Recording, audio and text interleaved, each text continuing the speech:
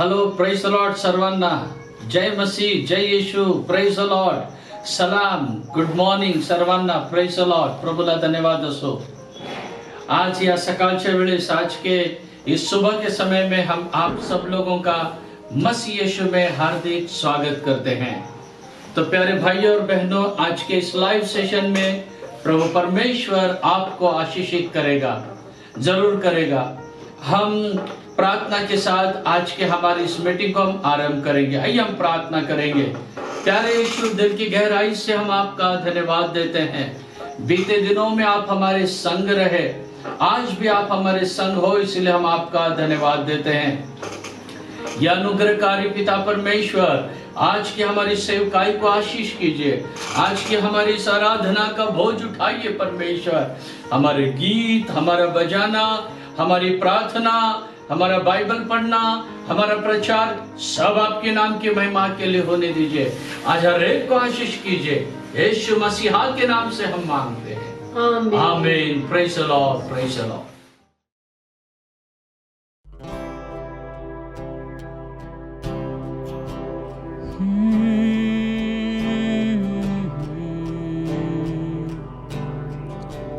वो हमारा परमेश्वर है, वो हमें कभी नहीं छोड़ता, वो हमेशा हमारे साथ है. हाँ खुदा, चाहे मैं चलूं साया मौत की तराई में से, तेरा सिद्ध प्रेम मेरे डर को दूर करे. जब भी मैं फंसूं इस जीवन के संघर्ष में, मैं पलटू ना, तू पास है जो मेरे. दुष्टता से डरू ना, पास है जो मेरे. खुदा पास है जो मेरे. खुदा, तो किससे मैं डरूं, किससे मैं डरूं. तू कभी न छोड़े मुझको शांतता और संकट में भी. तू कभी न छोड़े मुझको हर चढ़ाव और हर उतार. तू कभी न छोड़े मुझको प्रभु, तू न छोड़े मुझको.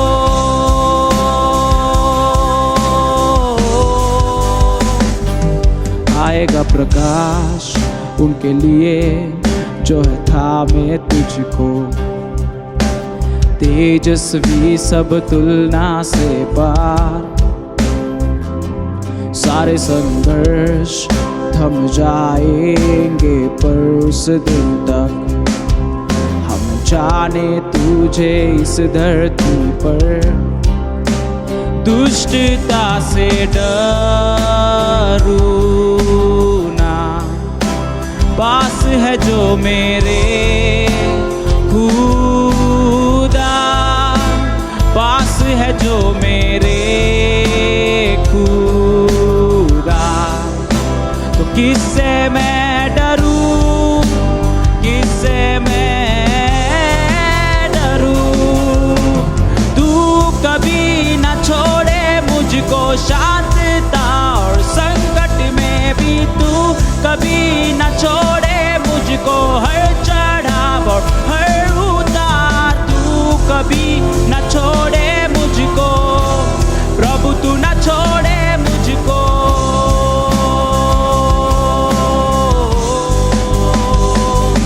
आएगा प्रकाश उनके लिए जो है थामे तुझको. सारे संघर्ष थम जाएंगे पर उस दिन तक स्तुति मैं गाऊं, स्तुति मैं गाऊं.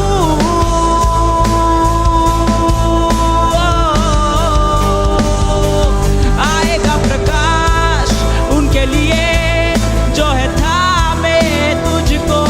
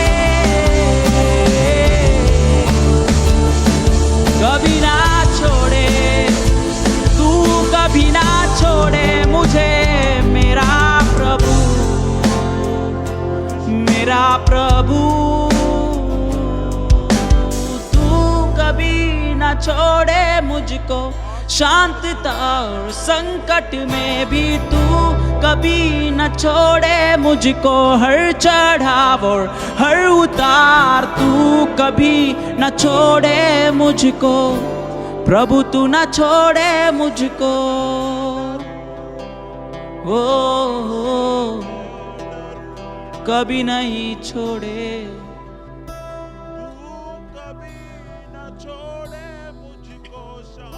कभी नहीं छोड़े, सदा मेरे साथ है।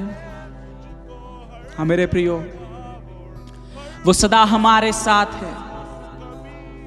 हमारे जीवन के हर चढ़ाव, हमारे जीवन के हर उतार पे वो कभी हमें नहीं छोड़ता।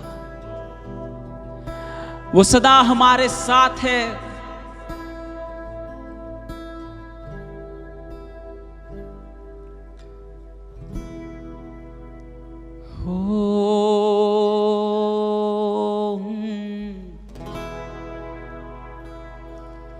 प्रभु का आनंद है मेरी ताकत, संसार में यीशु है मेरी ताकत। प्रभु का आनंद है मेरी ताकत, संसार में यीशु है मेरी ताकत। वो मेरा आनंद हर एक दिन में, वो मेरा सहारा है। वो मेरा आनंद हर एक दिन में, वो मेरा सहारा है। जब मैंने सोचा मैं निर्बल हूँ, तब प्रभु यीशु ने मुझसे कहा। जब मैंने सोचा मैं निर्बल हूँ, तब प्रभु यीशु ने मुझसे कहा। शक्ति देने वाला, सामर्थ देने वाला, मैं तेरे साथ हूँ। शक्ति देने वाला, सामर्थ देने वाला, मैं तेरे साथ हूँ। प्रभु का आनंद है मेरी ताकत, संसार में यीशु है मेरी ताकत। वो मेरा आनंद हर एक दिन में, वो मेरा सहारा है। वो मेरा आनंद हर एक दिन में, वो मेरा सहारा है। जब मैंने सोचा मैं अकेला हूँ, तब प्रभु यीशु ने मुझसे कहा। जब मैंने सोचा मैं अकेला हूँ, तब प्रभु यीशु ने मुझसे कहा। संसार के अंत तक साथ रहने वाला, मैं तेरे साथ हूँ। संसार के अंत तक साथ रहने वाला, मैं तेरे साथ हूँ। प्रभु का आनंद है मेरी ताकत, संसार में यीशु है मेरी ताकत। गाय प्रभु का आनंद है मेरी ताकत, संसार में यीशु है मेरी ताकत। वो मेरा आनंद हर एक दिन में, वो मेरा सहारा है। वो मेरा आनंद हर एक दिन में, वो मेरा सहारा है।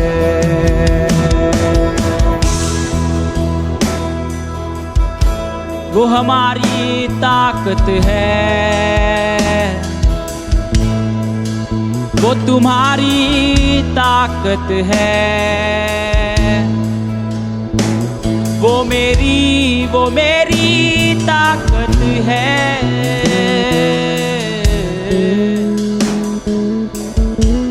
हो जब मैंने सोचा ये असंभव है, तब प्रभु यीशु ने मुझसे कहा।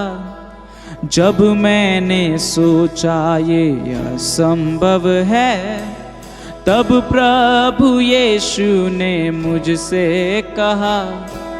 असंभव को संभव करने वाला यीशु, मैं तेरे साथ हूँ। असंभव को संभव करने वाला यीशु, मैं तेरे साथ हूँ। वो संभव करता है, वो संभव करता है, वो संभव करता है हर एक असंभव को।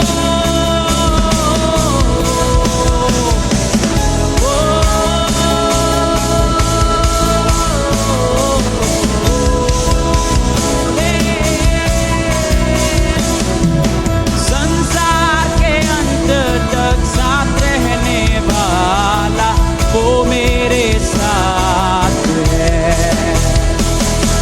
शक्ति देने वाला, सामर्थ देने वाला, वो मेरे साथ है।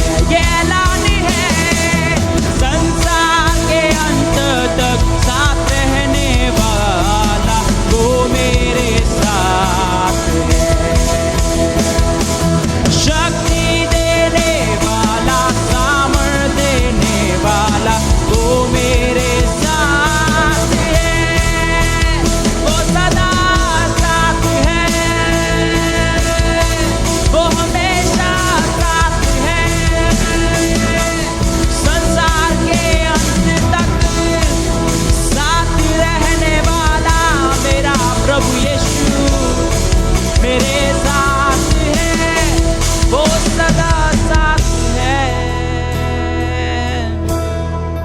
वो मेरे साथ है, वो मेरे साथ है।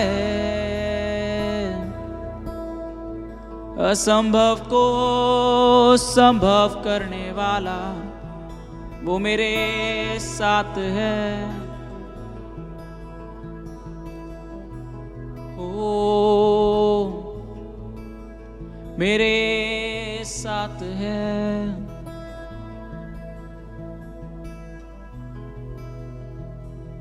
हाँ परमेश्वर, तू सदा मेरे साथ है प्रभु। ये संसार के अंत तक तेरा वचन कहता है कि तू मेरे साथ है। तेरे आने के इंतजार में प्रभु हम अपनी आंखों को तेरी ओर लगाए हुए बैठे हैं। तेरे आने तक और तेरे आने के बाद तेरे संग युगानुयुग। हाँ खुदा, तू हमें कभी नहीं छोड़ने वाला।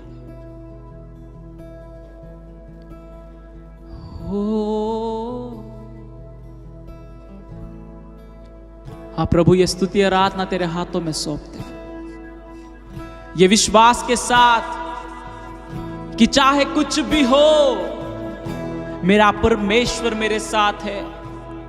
चाहे असंभव चीजें हो, मेरा परमेश्वर मेरे साथ है। वो मुझे शक्ति देता है, वो मुझे सामर्थ देता है, वो मेरे साथ सदा रहता है।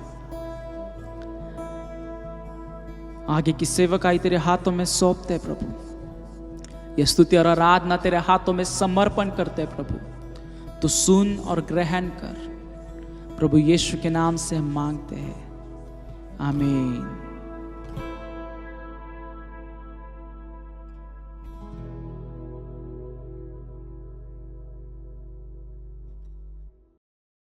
Praise the lord. प्रभु का धन्यवाद हो। अभी आपने गीत सुना, गीतों के द्वारा प्रभु ने आप सबों को आशीष किया है, ऐसा मैं विश्वास करता हूं। और जैसे परमेश्वर ने गीतों के द्वारा आपको आशीष किया है, वैसे ही वचनों के द्वारा भी परमेश्वर आपको आशीष करेगा। परमेश्वर का धन्यवाद हो। प्यारे भाइयों बहनों, इन दिनों में हम जो लगातार देखते आ रहे हैं, एलिया के प्रवास के बारे में मैं आपको बता रहा हूं।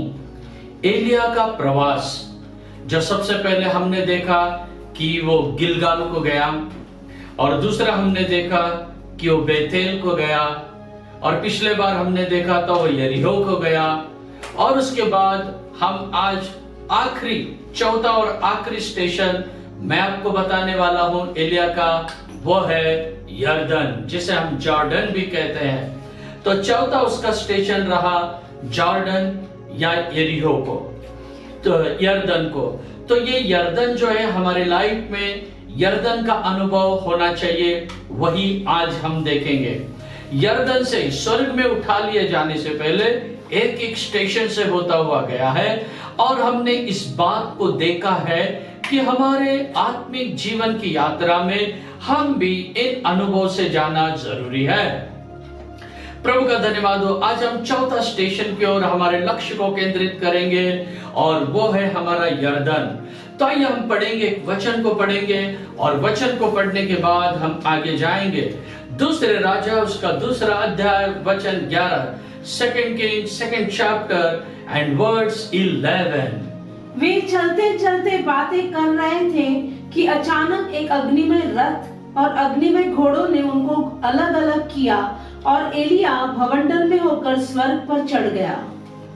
यहाँ पर हमने वचन में देखा है कि अलीशा और एलिया दोनों चलते जा रहे, साथ में चलते जा रहे, दोनों चलते चलते जा रहे हैं, तभी आकाश खुल गया है।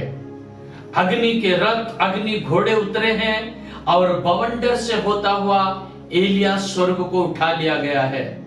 प्रभु का धन्यवाद हो। ये वो चौथा स्टेशन है जहां पर एलिया स्वर्ग में उठा लिया गया। तो प्यारे परमेश्वर के लोगों, आज भी हम उस चौथे स्टेशन के बारे में पढ़ेंगे, हमारे लाइफ में इस बात को अप्लाई करेंगे कि हमारे जीवन में भी एक यरदन का अनुभव होना चाहिए, क्योंकि यरदन में से ही वो उठा लिया गया है एलिया। तो ऐसे हम भी आज इस चौथे अनुभव में आएंगे, चौथे स्टेशन में आएंगे, जहां से आपका और मेरा स्वर्ग राज्य में उठा लिया जाना तय हो रहा है। प्रभु का धन्यवाद हो, प्रभु की स्तुति हो। जैसे एलिया जैसे ही यरदन नदी के पार पहुंचा है, यरदन नदी को पार किया है और उठा लिया गया है, उस बात के ऊपर आज हम गौर करने वाले।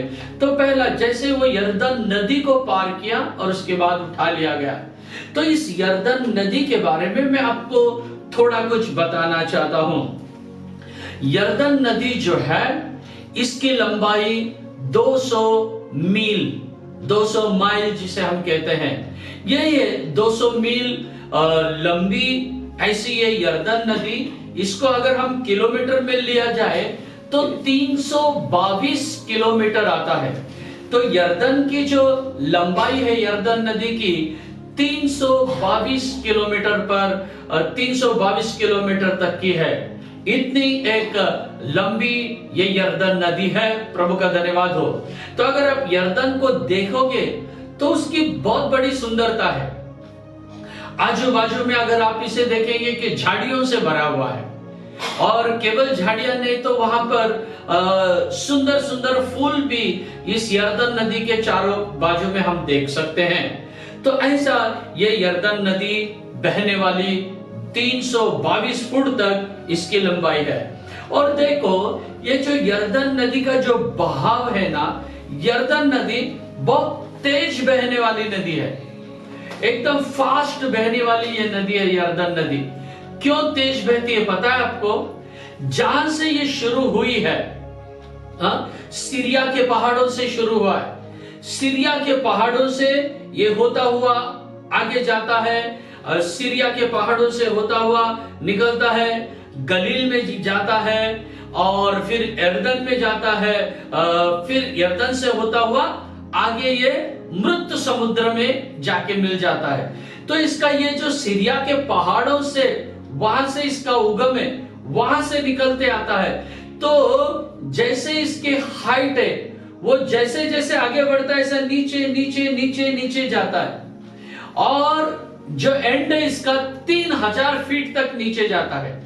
कहने से वो इतना ऊंचा है, वहां से शुरू हुआ तो ऐसे नीचे नीचे नीचे नीचे नीचे जाता है, इसका सतह ऐसा है नीचे। तो इसीलिए इसका स्पीड है, बहुत तेज होता है, रफ्तार बहुत होती है इसकी, बहुत रफ्तार से बहने वाली ये यरदन नदी है। प्रभु का धन्यवाद हो। और इस नदी के आसपास कोई भी बड़े या प्रमुख शहर नहीं है, बिल्कुल भी नहीं है। क्यों यरदन नदी के आजू बाजू में बड़े और प्रमुख शहर नहीं है? इसका कारण यह है कि यरदन नदी में कई बार बाढ़ आ जाता है। जैसे मैंने कहा ये बहुत तेज बहने वाली है, तो कई बार इसमें बाढ़ आ जाता है, और उस बाढ़ के कारण अगर आजू बाजू में कोई बड़ी शहर है तो उन्हें क्षति पहुंच सकती है, नुकसान हो सकता है, इसीलिए वहां नहीं रहता है। और ये जो यरदन नदी है ये एक बॉर्डर लाइन है। कौन सी बॉर्डर लाइन है ये? यहां पर यरदन नदी है, यरदन नदी के इस बाजू में हम देखने से जॉर्डन है देश, यरदन देश है, और जैसे यरदन नदी पार हो जाती है इजराइल शुरू हो जाता है। इजराइल उस बाजू में है और जॉर्डन इस बाजू में। जॉर्डन और इजराइल ये दोनों के बीच में ये यरदन नदी है, जॉर्डन रिवर है। जॉर्डन रिवर अगर यरदन से क्रॉस किया तो इजराइल में पहुंच जाते, और इजराइल से अगर जॉर्डन रिवर क्रॉस किया तो जॉर्डन में पहुंच जाते हैं। तो ऐसा ये बॉर्डर है वहां का। प्रभु का धन्यवाद हो। तो यरदन नदी के बारे में हम कई बातें देखते हैं। यहोशू की अध्यक्षता में, यहोशू जब नेता था इस्राएलियों का, तब उन्होंने कनान देश में पहुंचने से पहले यरदन नदी को पार किया है। यह परमेश्वर के वचन से हम पढ़ सकते हैं। अगर आप पढ़ेंगे यहोशू की किताब, उसका 3रा अध्याय वचन 15, जोशुआ चैप्टर 3 एंड वर्स 15। और संदूक के उठाने वाले यरदन पर पहुंचे, और संदूक के उठाने वाले याजकों के पांव यरदन के तीर के जल में डूब गए। यरदन का जल तो कटनी के समय के सब दिन कड़ारों के ऊपर ऊपर बहा करता है। देखिए यहाँ पर सब दिन यरदन का जो नदी है, ये यरदन नदी का पानी है, बहुत ही ऊपर से बहता है। प्रभु का धन्यवाद हो। जब जोशुआ इन सारे इस्राएलियों को ले जा रहा था, जब यरदन को पार करने पर था, उस समय याजकों के पांव जैसे ही जॉर्डन में उस बहकर रफ्तार से बहने वाली नदी के अंदर इन याजकों का पांव धर गया, याजकों का पांव लग गया, उसी समय में जो जॉर्डन है दोनों बाजू का जो पानी था दीवार बन गया है। और दीवार बन गया इसका मतलब वो पानी का प्रवाह कम हो गया, पानी का प्रवाह कम हो गया। और जब तक याजक लोग पानी में खड़े थे तब तक वो पानी का बहाव बढ़ा नहीं है, रुक गया वहां और बहुत ही कम फ्लो हो गया उसका। और सारे इस्राएली लोग यरदन नदी को पार करके कनान देश में पहुंच गए हैं। परमेश्वर का धन्यवाद हो। हमारे जीवन में ये किस बात को बताता है? हमारे जीवन में भी ये बताता है हमारे कनान में जाने के लिए, हमारा स्वर्गीय कनान जाने के लिए हमें जॉर्डन क्रॉस करना बहुत जरूरी है। इस्राएलियों ने यही तो किया था, इस्राएलियों के लाइफ में यही तो हुआ था। जब उन्होंने यरदन को पार किया है, यरदन को पार करने के बाद ही वो अपने वायदा के देश में गए हैं। मेरे भाइयों और मेरी बहनों, आपको और मुझे और हम सबको उस वायदा के देश में, जिसका वायदा प्रभु यीशु मसीह ने यूहन्ना 14 अध्याय अगर उसका 1 से 5 तक हम पढ़ते हैं, जहां यीशु ने भी वादा किया, मैं तुम्हारे लिए एक जगह तैयार करने जा रहा हूं, वो जगह तैयार करने के बाद आऊंगा और तुम्हें ले जाऊंगा उस कनान में जाने के लिए, उस स्वर्ग में जाने के लिए हमें आज यरदन पार करने का एक अनुभव होना बहुत जरूरी है। जॉर्डन क्रॉस करना हमारे लिए जरूरी है। प्रभु का धन्यवाद, प्रभु की स्तुति हो। तो आज मैं आपको इस जॉर्डन के कुछ अनुभव बताना चाहता हूं। जॉर्डन के मैं आपको पहले 3 अनुभव बताने चाहता हूं, आत्मिक अनुभव। बाइबल से कुछ अनुभव लेकर मैं आपको बताऊंगा वो 3 अनुभव, और उसके बाद में एलिया कैसे स्वर्ग में उठा लिया गया उसके बारे में कुछ बातें करूंगा आपसे। आज का दिन हमारे लिए इंपॉर्टेंट है, आज का दिन हमारे लिए महत्वपूर्ण दिन है। तो प्यारे भाइयों बहनों, आइए हम देखेंगे उस यरदन के 3 मुख्य अनुभव कौन से थे। उस यरदन के 3 मुख्य अनुभव से हम देखते हैं कि पहला बात यह है कि असंभव संभव हो जाएगा। यह मैं आपको बताना चाहता हूं, जिसे हम दूसरे राजा 6वां अध्याय से अभी देखने वाले हैं। दूसरा राजा 6वां अध्याय को हम पढ़ने वाले हैं। अभी दूसरे राजा 6वां अध्याय में हम देखते हैं कि असंभव बात संभव होने वाली है। कैसे? देखते हैं कि वहां पर कुल्हाड़ी से लकड़ी तोड़ा जा रहा था, और लकड़ी तोड़ते तोड़ते एक जो कुल्हाड़ी है वो यरदन नदी में गिर गई करके हम देखते हैं। तो हम पढ़ेंगे उस वचन को, 2 Kings 6 chapter verse 4, 5, 6। दूसरा राजा 6वां अध्याय 4 से 6 वचन को पढ़ेंगे। तो वह उनके संग चला और वे यरदन के तीर पहुंचकर लकड़ी काटने लगे। परंतु जब एक जन बल्ली काट रहा था तो कुल्हाड़ी भेंट से निकलकर जल में गिर गई। सो वो चिल्लाकर कहने लगा, हाय मेरे प्रभु, वो तो मंगनी की थी। परमेश्वर के भक्त ने पूछा, वो कहाँ गिरी? जब उसने स्थान दिखाया तब उसने एक लकड़ी काट कर वहां डाल दी और वह लोहा पानी पर तैरने लगा। प्रभु का धन्यवाद हो। यहाँ पर देखिए कितनी अजीब बात है। देखिए परमेश्वर के जो चमत्कार की कोई सीमा नहीं है। यहाँ पर ऐसे बताया गया है कि दिया गया है कि जब सारे लोग लकड़ी तोड़ रहे हैं, एक जन की कुल्हाड़ी उसके बेंट से निकल गई है और यरदन नदी में गिर गई है, और यरदन नदी में गिर गई। वो रोने लगा कि ये मेरी नहीं, मैंने ये मंगनी की थी। मंगनी कहने से एंगेजमेंट नहीं, मंगनी कहने से किसी से मांग के लाई थी उसने। फिर वहां अलीशा आता है, और वहां आने के बाद वो क्या करता है, एक लकड़ी का टुकड़ा वहां पर डालता है, और लकड़ी का टुकड़ा जाने के बाद वो जो लोहे की कुल्हाड़ी है वो पानी पर तैरने लगती है। कहने से इम्पॉसिबल पॉसिबल हुआ है। कुराड़ जो लोहे की है कभी भी पानी पे तैर नहीं सकती, जो पानी के नीचे गई है। लेकिन लकड़ी डालने के बाद यरदन नदी में क्या हुआ, वो भी ऊपर आ गया है और पानी पे तैरने लगा है। यही है असंभव संभव हुआ है। मेरे आज के वचन को सुनने वाले प्यारे भाइयों और बहनों, आपके लाइफ में भी परमेश्वर कुछ असंभव को संभव करना चाहता है। ऐसी कौन सी बात है जिसके लिए आप कई दिनों से प्रार्थना कर रहे हो, कई सालों से प्रार्थना कर रहे हो, कई महीनों से प्रार्थना कर रहे हो और जवाब नहीं मिला है? कोई बात नहीं, आज हम यरदन के पास आ गए। हालेलुया। उस यरदन के पास हम लोग आ गए हैं जहां पर असंभव संभव होता है। हाँ जरूर, जैसे एक लोहे का कुल्हाड़ी पानी पर तैरने लगा, जो कभी भी हो नहीं सकता, असंभव है, लेकिन परमेश्वर से असंभव संभव होता है। आज आप भी इस यरदन के अनुभव में आए हो, जरूर आपके लाइफ में भी ऐसे कुछ असंभव बातें होगी।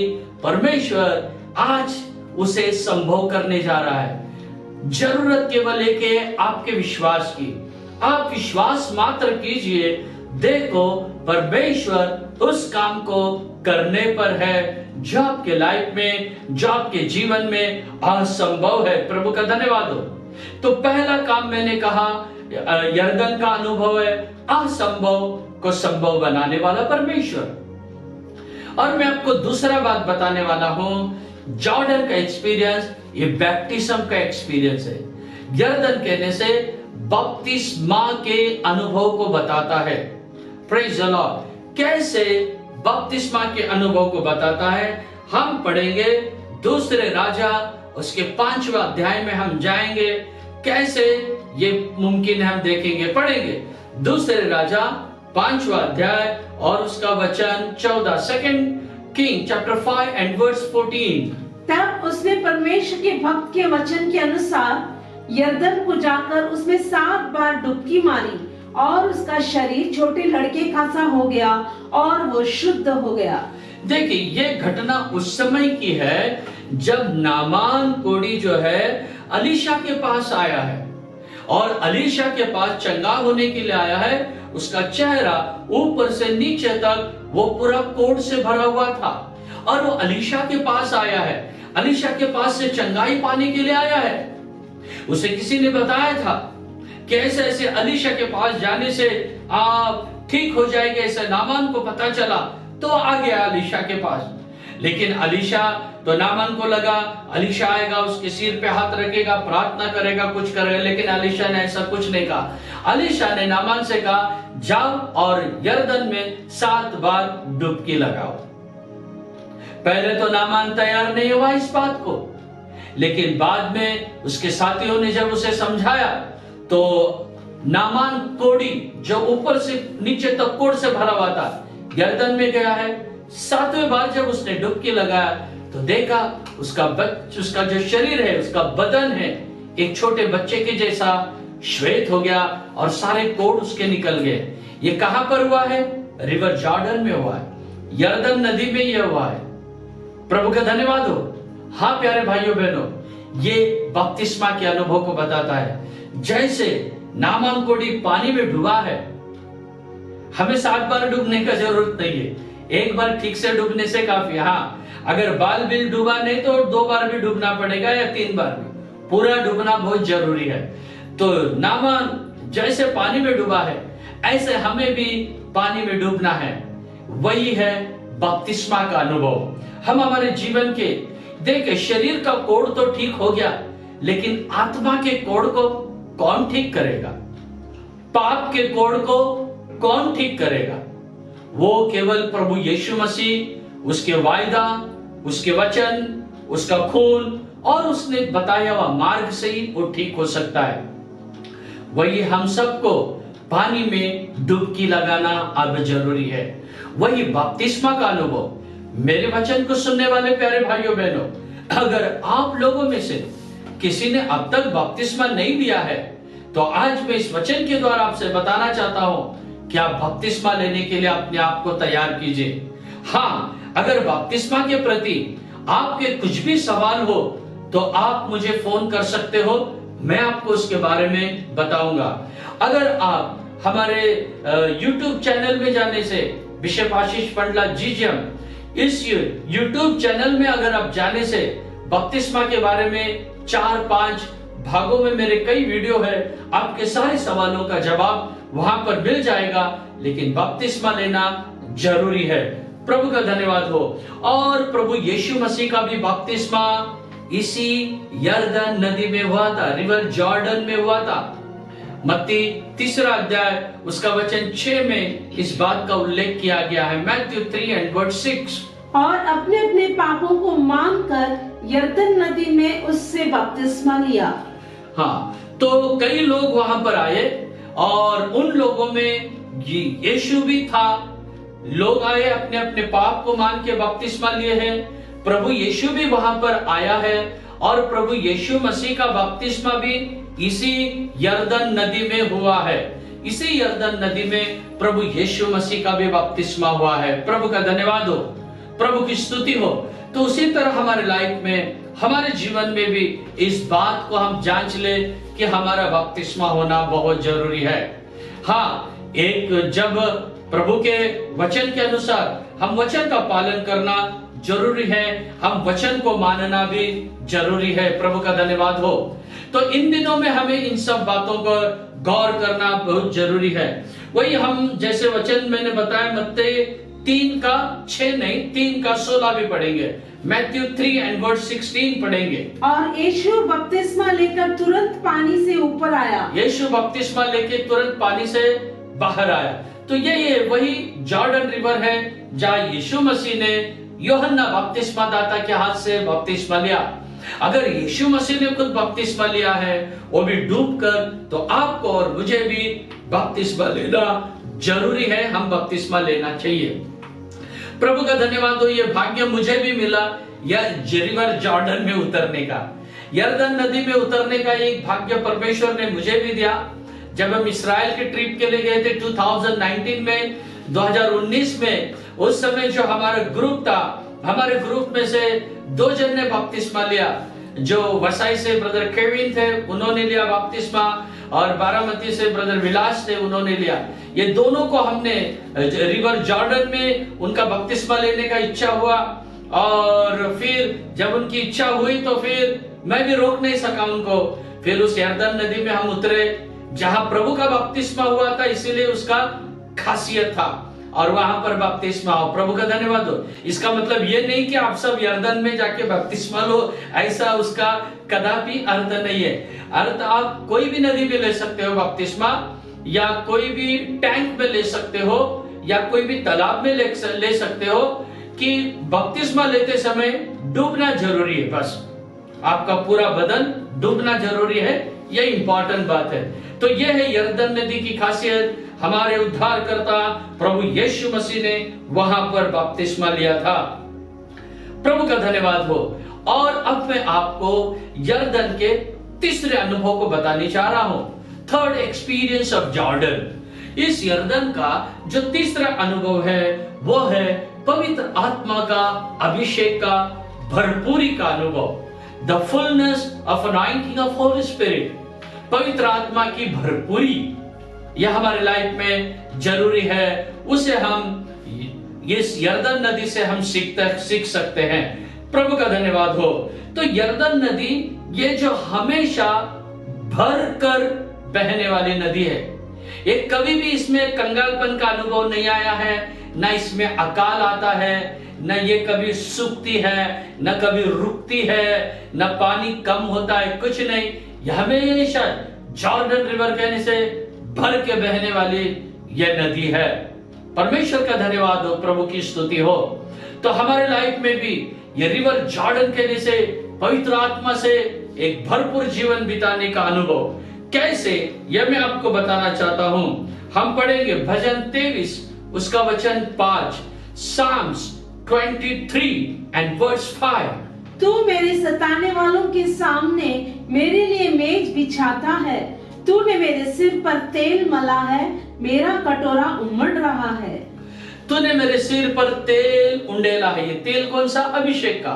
मेरा कटोरा उमड़ रहा है, मेरा कटोरा भरकर उमड़ रहा है। माई कप रनथ ओवर कहने से मेरा जो अभिषेक के तेल का कटोरा है वो भर के उमड़ रहा है। प्रभु का धन्यवाद हो। तो यही है हमारे लाइफ में अभिषेक का भरपूर होने का एक अनुभव, पवित्र आत्मा की भरपूरी के अनुभव को बताता है। तो हमारे लाइफ में, हमारे जीवन में भी प्यारे भाइयों बहनों, पवित्र आत्मा का जो अभिषेक है वो एक भरा हुआ अभिषेक होना चाहिए। ये नहीं कि कई साल पहले मैंने पवित्र आत्मा के अभिषेक को पाया था, ये नहीं, वो तो अच्छी बात है, लेकिन उस अनुभव को आप कायम बनाए रखना चाहिए। रोज आप पवित्र आत्मा के अभिषेक को जगा देना है, और रोज इस आपके अभिषेक का भरा हुआ अनुभव को आप संभाल के रखना चाहिए। जैसे राजा दाऊद कहता है, आप भी कहना चाहिए, मेरा कटोरा उमड़ रहा है, कहने से मेरा अभिषेक भर के उमड़ रहा है। यह अनुभव हमारे लाइफ में होना चाहिए। यही बात हमारे जीवन में भी होना चाहिए, पवित्र आत्मा की भरपूरी। तो असंभव को संभव पहला अनुभव, बपतिस्मा ये दूसरा अनुभव, पवित्र आत्मा का अभिषेक ये तीसरा अनुभव। इन अनुभव से हम गुजरना जरूरी है, ताकि हम भी एलिया के जैसा परमेश्वर के राज्य में उठा लिया जाए। एलिया के जैसा हम भी भवंडर से उठाए जाने के लिए यह अनुभव प्राप्त करना हमारे लिए बहुत जरूरी है। प्रभु का धन्यवाद हो। तो आगे मैं आपको बताना चाहता हूं, आगे हम अब ये बात को देखने वाले हैं कि यरदन के कुछ और भी एक अनुभव को मैं बताना चाहता हूं। कौन सा अनुभव बताना चाहता हूं? अब देखिए, लास्ट घड़ी आ गई है। अलीशा और एलिया अब रिवर जॉर्डन के पास आ गए।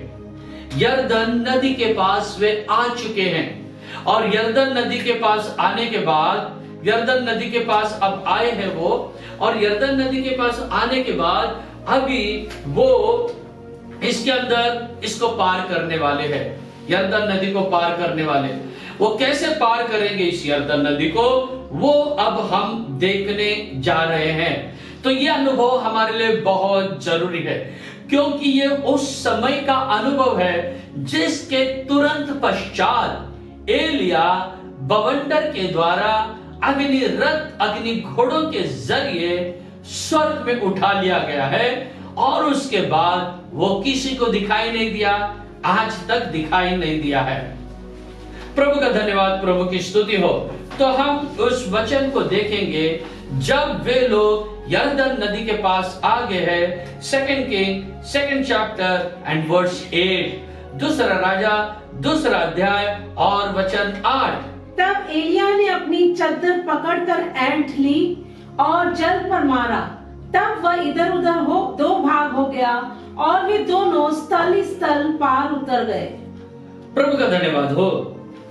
अब देखिए, यरदन नदी सामने है, अलीशा और एलिया है, अभी उनको पार जाना है। तो मैंने अभी आपको बताया है वो भर के बहने वाली नदी है करके। तो एलिया ने क्या किया है उधर? एलिया ने अपनी चद्दर निकाल के उसे एंट ली है। एंट ली कहने से उसको ठीक से ऐसा करके घुमा लिया है, और उसको ठीक से एंटने के बाद उसने क्या किया है, यरदन नदी के ऊपर अपने चद्दर से ऐसे जल के ऊपर मार दिया, यरदन नदी के ऊपर मार दिया। तो यरदन नदी के ऊपर जब उसने मारा तब क्या हुआ है, तो उस समय यरदन नदी क्या हुए, 2 हिस्सों में बट गए। यहाँ का पानी यहाँ पर ठहर गया, यहाँ का पानी यहाँ ठहर गया, दोनों जगह में पानी ठहर गए और बीच में से रास्ता खुल गया है। Praise the lord, praise the lord. प्रभु का धन्यवाद हो। देखिए, यरदन नदी पार करने से पहले क्या हुआ है, यहां पर हम देखते हैं एलिया की चद्दर के अंदर क्या सामर्थ था, एलिया की उस शॉल के अंदर क्या ताकत थी कि वो सामर्थ के द्वारा पानी 2 हिस्सों में बट गया। हाँ, परमेश्वर के लोगों, परमेश्वर का अभिषेक, परमेश्वर की सामर्थ उस एलिया के उस चद्दर में थी। प्रभु का धन्यवाद हो। नए नियम में भी हम इस बात के अनुभव को देखते हैं। अगर पौलुस के जीवन को आप गौर करें तो वहां पर नए नियम में भी हम इस बात को पढ़ सकते हैं। प्रेरितों की किताब उसका 19वां अध्याय वचन 11 और 12, Acts of Apostles chapter 19 verse 11 and 12। और परमेश्वर पौलुस के हाथों से सामर्थ के अनोखे काम दिखाता था, यहाँ तक कि रुमाल और अंगोछे उसकी देह से छुलवाकर बीमारों पर डालते थे और उनकी बीमारियां जाती रहती थी और दुष्ट आत्माएं उनमें से निकल जाया करती थी। प्रभु का धन्यवाद। देखिए, यहाँ पर हम ऐसा पढ़ते हैं कि पौलुस के पास से वो उसके द्वारा पौलुस के अंगोछे और रुमाल पौलुस के शरीर को ऐसा टच करते थे, और पौलुस के शरीर को स्पर्श करने के बाद जो बीमार व्यक्ति है उसके ऊपर डाल दिया जाता था, और उस समय वो बीमार व्यक्ति ठीक होता था और दुष्ट आत्माएं भी निकल जाती थी। प्रभु का धन्यवाद हो। ऐसा उन दिनों में हुआ करता था। प्रभु की स्तुति और प्रभु की महिमा हो। प्यारे भाइयों बहनों, तो जैसे हमने यहाँ पर पढ़ा है कि एलिया ने उसे अपने चद्दर को एंट लेके मारा और रास्ता खुल गया है। एलिया की चद्दर में बड़ी सामर्थ थी। अब यहाँ दूसरा राजा 2:8 में और एक बार हम पढ़ेंगे उस वचन को। तब एलिया ने अपनी चद्दर पकड़कर ऐंठ ली और जल पर मारा। तब वह इधर उधर 2 भाग हो गया और वे दोनों स्थल ही स्थल पार उतर गए। दोनों स्थल ही स्थल पार उतर गए। Praise the Lord. उसने मारा, रास्ता बन गया, अब दोनों क्या हो गए, पार चले गए, उस पार चले गए। अभी यरदन नदी को क्रॉस कर दिया है उन्होंने। प्रभु का धन्यवाद हो। यरदन नदी को क्रॉस कर दिया है। अब वो आगे बढ़ रहे, अब आगे बढ़ गए। अब एलिया उठा लिया जाने वाला है। लेकिन एलिया उठा लिए जाने से पहले तो ये एलिया का फर्ज बनता है कि अपना जो दास है एलीशा को कुछ दे, या कुछ उसको आशीष दे, या कुछ चीज दे, या कुछ तो भी उसको दे। ये अब एलिया जो गुरु है वो कुछ तो भी उसको अब देना चाहिए। तो इसीलिए उसने क्या कहा, देखिए वहां पर दूसरा राजा 2:9 में अब एलिया ने क्या किया है, सवाल पूछा है, पढ़ेंगे। उनके पार पहुंचने पर एलिया ने एलीशा से कहा उससे पहले कि मैं तेरे पास से उठा लिया जाऊं, जो कुछ तू चाहे कि मैं तेरे लिए करूं वो मांग। जो कुछ तू चाहे मैं तेरे लिए करूं वो तू मुझसे मांग। Praise the Lord. देखिए कितना बड़ा एक बात एलिया ने एलीशा से कहा है कि कहा कि तुझे जो मांगना है वो मांग। इसका मतलब क्या है? इसका मतलब है एलिया सब कुछ कर सकता है। प्रभु का धन्यवाद। जैसे ही हम यरदन में आते हैं, नदी पार करते हैं, प्यारे भाइयों बहनों, वही परमेश्वर भी आपसे पूछता है तुझे जो कुछ मांगना है मांग, मैं तेरे लिए करने के लिए तैयार हूं। आज प्रभु आपसे कहता है तुझे जो कुछ मांगना है तो मांग, मैं तेरे लिए करने के लिए तैयार हूं। तुझे जो मांगना है वो मांग। प्रभु का धन्यवाद हो। आज आपको एक मांगने का दिन है, परमेश्वर से कुछ पूछने का दिन है, परमेश्वर से कुछ हासिल करने का दिन है। आपको जो चाहिए, जैसे आप आज मेरे वचन को सुन रहे हो, 1 मिनट के लिए अपनी आंखों को बंद कर लो। आपके जो कुछ आपके दिल में है, जो कुछ मांगना है, परमेश्वर से मांग लो। आप जरूर एलिया का परमेश्वर जैसे एलीशा को दिया है, वही स्वर्गीय परमेश्वर आज भी आपको देने के लिए समर्थ है और विश्वास योग्य है। वो कहता है मांग ले, तुझे क्या मांगना है। प्रभु का धन्यवाद हो। और तुरंत हम देखते हैं एलीशा ने उससे क्या मांगा है। पढ़िए उसको। एलीशा ने कहा तुझ में जो आत्मा है उसका दूना भाग मुझे मिल जाए। प्रभु का धन्यवाद हो। जो आत्मा तुझ में है उसका दूना भाग मिल जाए। देखिए अब एलिया के साथ में रह के सब कुछ देखा है, कैसे एलिया ने अद्भुत चमत्कार किया है, एलिया ने कैसे बड़े बड़े मिरेकल किया है, ये सब एलीशा ने अपनी आंखों से देखा है। तो अभी इसीलिए एलीशा ने ऐसी बात मांगी कि पूछो मत। अभी एलीशा उससे मांग रहा है, कह रहा है जो तुझ में अभिषेक है उस अभिषेक का दूना भाग मुझे चाहिए। मानो एक तरह से डबल पोर्शन ऑफ अनॉइंटिंग, कहने से पवित्र आत्मा का जो अभिषेक उसके अंदर है उसका भी दूना अभिषेक जितना उसमें था उससे भी ज्यादा डबल अभिषेक ये मांग रहा है। इसका मतलब पवित्र आत्मा 2 है ऐसा नहीं है। सिंगल पवित्र आत्मा, डबल पवित्र आत्मा, सिंगल एलिया में था और एलीशा में डबल आया हुआ, ऐसा कुछ बात नहीं है। जो पवित्र आत्मा की सामर्थ्य थी एलिया के अंदर, उस सामर्थ्य से दुगुना एलीशा ने अभी मांगा है कि मुझे वो चाहिए करके। Praise the Lord. तो प्यारे भाइयों बहनों, ये थोड़ा सा बहुत कठिन बात उसने मांगा है। अभिषेक की भरपूरी को देखिए, यही है पवित्र आत्मा की भरपूरी जो मैंने कहा, जो है हमारे पास उसको हम बढ़ाते जाए। जो अभिषेक आपने पाया है, जो पवित्र आत्मा की सामर्थ को आपने पाया है, उसमें कदापि संतुष्ट न रहे। आप उसमें बने संतुष्ट न रहना, आप उसमें बढ़ते जाना। यही आपके लिए एक आशीष है और यही है पवित्र आत्मा के दूना अभिषेक का अनुभव। प्रभु का धन्यवाद, प्रभु की स्तुति और महिमा हो। तो देखिए आगे के वचन को हम पढ़ेंगे। दूसरा राजा 2 अध्याय वचन 10 में एलिया अब क्या कहता है एलीशा से। 2 किंग 2 चैप्टर एंड वर्स 10। एलिया ने कहा तूने कठिन बात मांगी है, तो भी यदि तू मुझे उठा लिए जाने की बात देखने पाए तो तेरे लिए ऐसा ही होगा, नहीं तो न होगा। तो देखिए अब एलिया ने क्या कहा है। एलिया ने कहा तूने बहुत कठिन बात मांगी है कि जो एलिया के पास है उसका दुगुना मांग रहा है ये।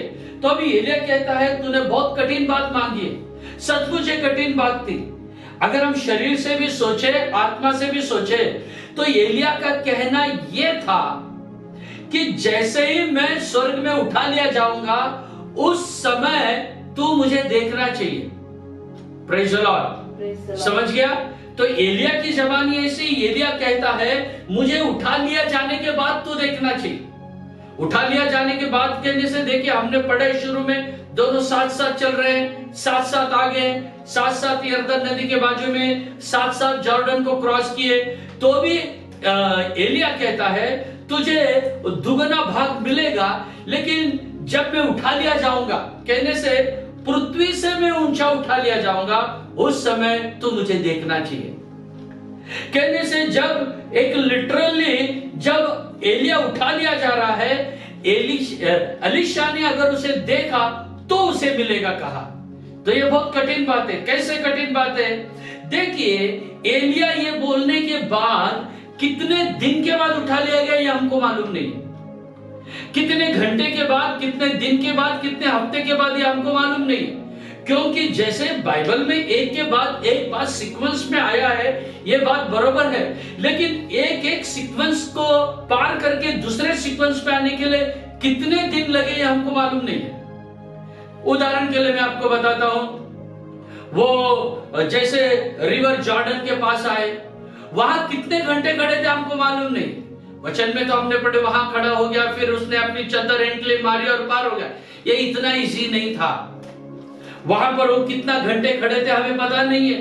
वहां पर एक रात थे या 2 रात थे, 2 दिन, 3 दिन, हमको मालूम नहीं है। फिर उसके बाद उन्होंने उसे क्रॉस किया। क्रॉस करने में कितना समय लगा, फिर वहां रुके, खाए पिए, क्या किए हमें पता नहीं। फिर उसके बाद आगे और कितना वो घंटा चले हमें मालूम नहीं। फिर वहां कहां पर रुके हमें पता नहीं। लेकिन एलिया कहता है मैं उठा लिया जाने के टाइम अगर तू देखा तो तुझे ये मिल जाएगा। तो ये सचमुच बहुत कठिन बात थी, शरीर से भी और आत्मा से भी। शरीर से कैसे? देखिए अब एलिया सोने से भी, कौन नहीं सोने वाला है? एलीशा सोने वाला नहीं है, क्योंकि अभी एलिया सो गया। अगर एलीशा भी सो गया और सोते सोते एलिया उठा लिया गया तो इस बंदे को कुछ मिलने वाला नहीं है। जो इतना गिलगाल से पीछे लगा है, उसके पहले कितने दिन से पीछे था हमको मालूम नहीं। गिलगाल का हिस्ट्री हमारे पास है, उसके पीछे लग गया हो, छोड़ने को तैयार नहीं। तो अभी एलिया सोने से भी एलीशा सो नहीं सकता है। एलिया कहां पर कुछ इमरजेंसी काम के लिए गया तो भी एलिया को उसको ताकते ही रहना है। देखो अब एलीशा कहां पर भी उसको छोड़कर जा नहीं सकता है। इमरजेंसी काम के लिए जाना है तो भी उसका नजर उधर ही होना चाहिए। बहुत कठिन बात है ये, बहुत कठिन बात है। हर बात के लिए अगर आप सोच के देखें तो ये बहुत ही मुश्किल बात है। प्रभु का धन्यवाद हो। लेकिन एलीशा एलिया को देखते ही रहा है। इसीलिए एलिया कहता है तूने बहुत कठिन बात मांगी है। और एलीशा को भी पता था, लेकिन इस टेस्ट में एलीशा पास हो गया है। मेरे प्यारे भाइयों बहनों, हमको भी जो यीशु के आगमन में जाने वाले हैं ना, प्रभु यीशु के आगमन को देखते रहना है या यीशु के आगमन के बारे में हमको सोचते रहना है। आप 4 मित्र मिल गए, आप कुछ यहां वहां की बात करें, ठीक है, लेकिन उसके बाद में यीशु के आगमन की बात होना ही है। विश्वासी विश्वासी को मिलता है, पास्टर पास्टर से मिलता है, पास्टर विश्वासी विश्वासी पास्टर मिलते हैं। यीशु के आगमन की चर्चा होने दो, होने दो उसके आगमन की चर्चा। निरंतर उसके आगमन की बात जो हो, 10 कुमारियों के बारे में सुना है हमने कि 10 कुमारियों को बारे में हमने पढ़ा है कि जो जागरूक होना कितना जरूरी था, तैयारी कितनी जरूरी है, उसमें हमें समझ में आता है। वही प्रभु यीशु के आगमन में जाने वाले आप और मैं कितना जागरूक होना चाहिए, हम कितना अधिक तैयार करना चाहिए अपने आप को। प्रभु का धन्यवाद हो। हाँ मेरे भाई और बहनों, हमें इन दिनों में तैयार होना है, चौकसी रखना है, हमें बनाए रखना है, आत्मिक रीति से, शारीरिक रीति से, दोनों रीति से हमारे लक्ष्य को वहीं पर लगाए रहे, कंटिन्यू बनाए रखे, हमारा फोकस प्रभु यीशु का आगमन हो। आप खाना खा रहे, आप खाना खाओ, लेकिन आपका उद्देश्य यीशु के आगमन में जाना ये होना चाहिए।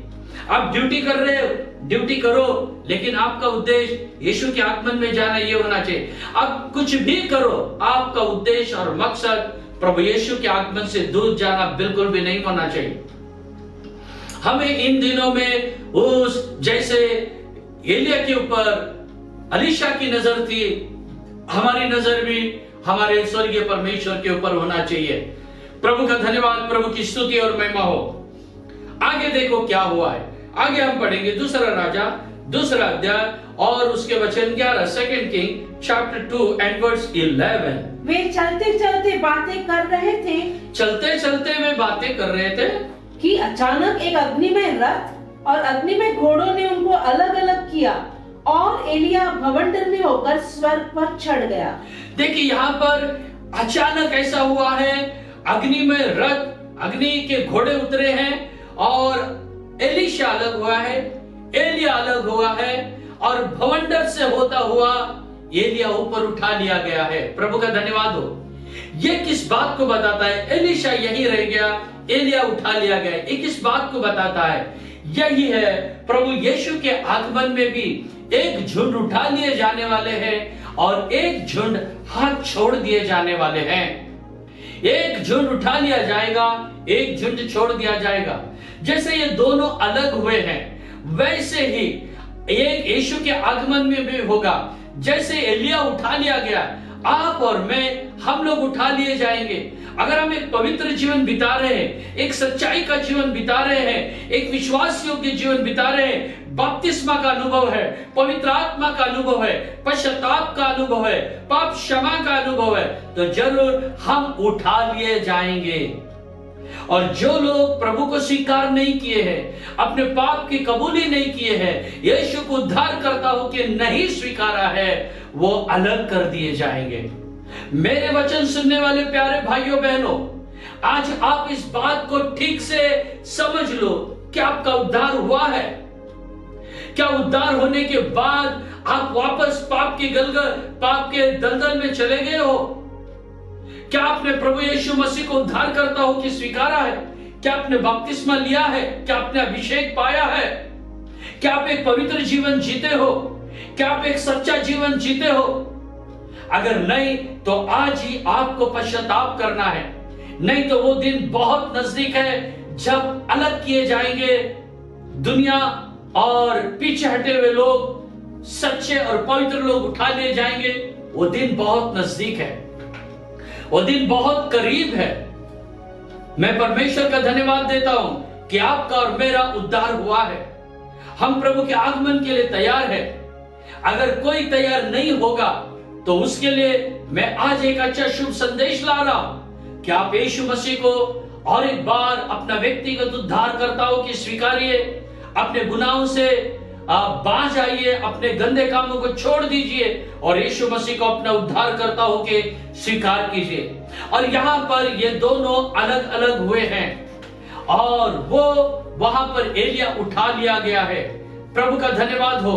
हाँ, हम भी उठा लिए जाएंगे, हमारा भी उठा लिया जाना होना चाहिए। यीशु मसीह भी उठा लिया गया है।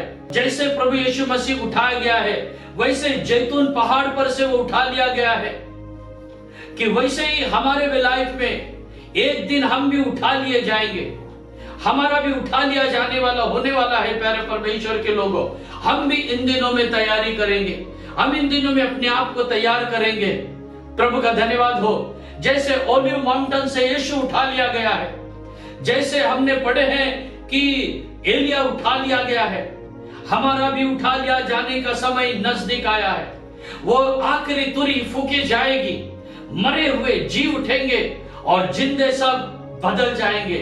जैसे एलिया यरदन से उठा लिया गया है, हमारे लाइफ में वो अनुभव होने दो, एक भर के बहने वाला एक अनुभव होने दो। परमेश्वर का धन्यवाद हो। आइए अपने जीवन को हम समर्पण करेंगे, ये 4 अनुभव को अपने जीवन में कायम रखो। इस 4 अनुभव को अपने जीवन में बनाए रखो परमेश्वर के लोगों, और प्रभु की उस असीम आशीषों को पाइए, प्रभु की उस सामर्थ को प्राप्त कीजिए जिस काम के लिए परमेश्वर ने आपको चुना है। प्रभु का धन्यवाद हो, प्रभु की स्तुति और महिमा हो। ये 4 अनुभव को हमारे लाइफ में, हमारे जीवन में हम संभाले रखेंगे।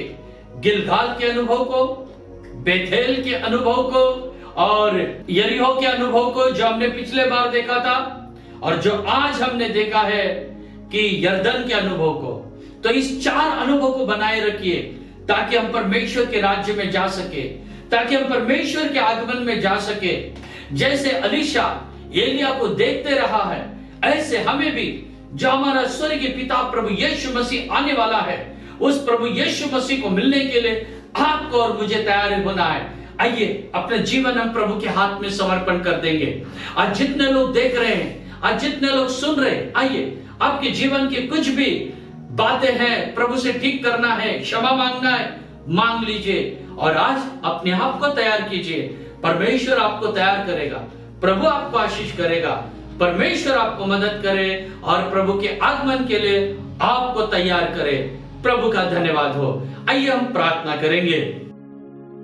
प्यारे प्रभु, धन्यवाद करते प्रभु आज के इस इतवार के दिन आत्मा और सच्चाई में तेरी आराधना करने के लिए आज भी तूने हमें मदद किया, इसलिए धन्यवाद करते प्रभु। गीत गाने के लिए तुझे मगन होने के लिए तूने मदद किया, धन्यवाद करते प्रभु जी। आज भी तेरे वचनों के द्वारा तूने हमसे मुलाकात किया, इसलिए धन्यवाद करते प्रभु जी।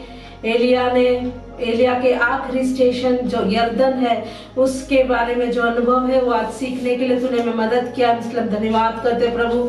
एलिया उठा लिया जाने के पहले यरदन के 3 अनुभव हम देखते हैं प्रभु। वहां पर असंभव बात संभव हो गया। जो लोहा नीचे यरदन नदी में गिरा था वो तैरने लगा। उसी प्रकार हमारे जीवन में जो भी बात असंभव है प्रभु, इन दिनों में संभव होने के लिए प्रभु तू मदद कर प्रभु। हमने देखा कि नामान कोड़ी था, लेकिन जब वो यरदन में डुबकी मारा वो पूरी तरह शुद्ध हो गया। उसी प्रकार जितने भी लोग बपतिस्मा नहीं लिए प्रभु जी, तो आज्ञा मानकर बपतिस्मा लेकर शुद्ध होने के लिए, अपने पापों से शुद्ध होने के लिए मदद कर प्रभु जी। हमने देखा कि यरदन नदी पूरा भरकर उमड़कर बहने वाला एक नदी है। उसी प्रकार पवित्र आत्मा का अभिषेक पाकर बहकर उमड़ने का अनुभव हमारे अंदर दे प्रभु जी। हमने देखा कि एलिया के साथ साथ चलता रहा, लेकिन यरदन के पास आया तब एलिया ने जैसे उसको पूछा तुझे क्या चाहिए, तब जैसे एलीशा ने दुगुना अभिषेक को मांगा, उसी प्रकार प्रभु जी उठा लिया जाने से पहले दुगुना अभिषेक की जरूरत है प्रभु जी। इसलिए इन दिनों में हमें पवित्र आत्मा की भरपूरी का अनुभव दे प्रभु जी। हमने देखा कि एलीशा ने जो कठिन बात मांगा, लेकिन उसके लिए उसे एलिया को देखते रहना था। जब एलिया उठा लिया जाएगा वो देखने से उसे मिल सकता। उसी प्रकार प्रभु इन दिनों में उठा लिया जाने के लिए, तेरे आगमन में उठा लिया जाने के लिए हमेशा तेरे आगमन का दर्शन हमारे अंदर दे प्रभु जी। हालेलुया। हर बात में केवल तेरा ही ध्यान करते हुए तेरे आगमन के लिए हमेशा इंतजार करते हुए रहने के लिए हमें कृपा दे प्रभु जी। हालेलुया। यरदन पार कर कर प्रभु उठा लिया जाना है प्रभु। इसलिए इन अनुभवों को पाकर प्रभु तेरे नित्य राज्य के लिए तैयार होने के लिए हमें, हमारे सारे प्रिय लोगों को मदद कर प्रभु। आत्मा प्राण शरीर तेरे बलवंत हाथों में समर्पण करते यीशु के नाम से मांगते हैं, आमीन। Praise the lord. प्रभु यीशु मसीह का अनुग्रह, पिता परमेश्वर का प्यार और पवित्र आत्मा की सहभागिता हम सारे संतों के साथ और जितने लोगों ने इस वचन को सुना है, इस ऑनलाइन की सेवा के द्वारा, यूट्यूब की सेवा के द्वारा वचन सुना है, उन सब के साथ मसीह यीशु के आगमन तक सदा सर्वदा होती रहे। आमीन। Praise the lord. प्रभु आपको आशीष करे।